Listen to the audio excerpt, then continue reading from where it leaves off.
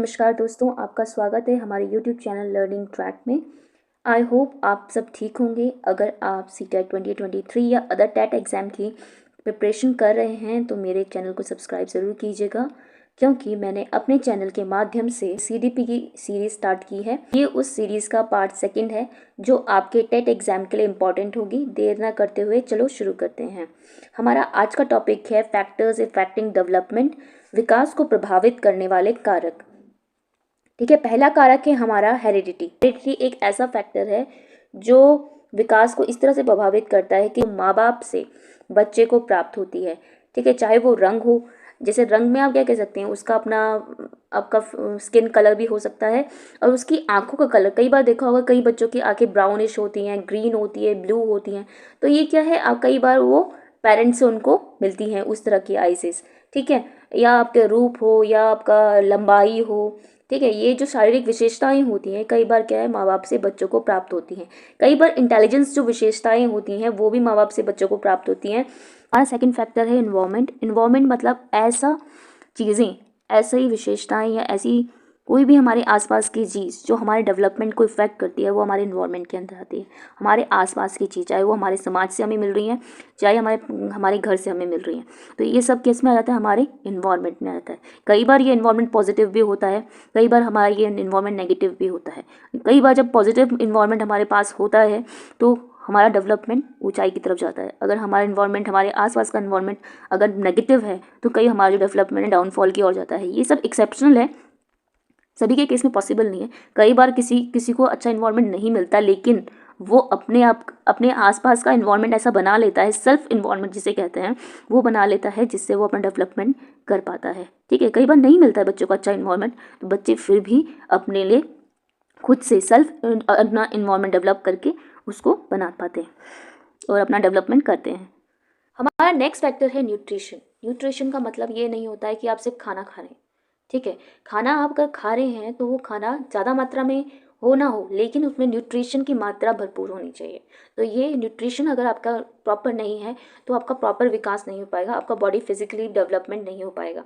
ठीक है, अगर आपका प्रॉपर खाना पीना अच्छे से है तो आपका डेवलपमेंट भी अच्छी तरह से हो पाएगा। ठीक है, नेक्स्ट फैक्टर है हमारा डिजीज़। डिजीज़ एक ऐसा फैक्टर है जो बच्चों की डेवलपमेंट को बहुत प्रभावित करता है। न केवल फिजिकली, ये बच्चों को मेंटली भी बहुत इफ़ेक्ट करता है। इससे बच्चों का विकास में बहुत ज़्यादा प्रॉब्लम आती है। अगर हम फिजिकली बात करें, फिजिकली क्या होता है, बच्चे का वेट प्रॉपर्ली नहीं बढ़ पाता, हाइट प्रॉपर्ली नहीं बढ़ पाती है। अगर हम मेंटली बात करें तो मेंटली क्या होता है, बच्चा एक डिप्रेशन की पोजीशन में चला जाता है, जिससे उसको समझ नहीं आता वो क्या करे। वो अपने आप को आम बच्चों से क्या समझता है, अलग समझता है, क्योंकि वो प्रॉपर्ली उनके साथ खेल नहीं पाता, मस्ती नहीं कर पाता और प्रॉपर्ली स्कूल नहीं जाता। अपने आप को क्या सोचता है, अलग थलग समझता है। तो ये भी बच्चों की डेवलपमेंट में बहुत प्रभाव डालता है। नेक्स्ट फैक्टर है हमारा एंडोक्राइन ग्लैंड्स, या हिंदी में इसे कहते हैं अंतःस्रावी ग्रंथियाँ। ये ऐसी ग्रंथियाँ होती हैं जो बच्चे के डेवलपमेंट में बहुत इंपॉर्टेंट रोल प्ले करती हैं। जैसे हम थायराइड ग्लैंड की बात करें तो जो बच्चों की हड्डियाँ और दांतों का विकास होता है, इसमें ये बहुत इंपॉर्टेंट रोल प्ले करती है।